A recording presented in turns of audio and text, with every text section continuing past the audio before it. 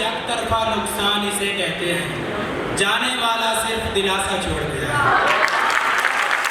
देखो एक तरफा नुकसान इसे कहते हैं, जाने वाला सिर्फ दिलासा छोड़ गया है। शाम चाय हवा मुकम्मल है, शाम चाय हवा मुकम्मल है, शायरी की फजा मुकम्मल है। बहुत अच्छे इमरान, शाम चाय हवा मुकम्मल है, शायरी की फजा मुकम्मल है। जिस वसीले से मांग बैठा हूँ, ये अधूरी दुआ मुकम्मल है। बहुत अच्छे, क्या अच्छा है। जिस वसीले से मांग बैठा हूँ, ये अधूरी दुआ मुकम्मल है। इस सलीके से निकला है कोई, मेरे अंदर कला मुकम्मल है। बहुत अच्छे, इस वसीले से निकला है कोई, मेरे अंदर कला मुकम्मल है।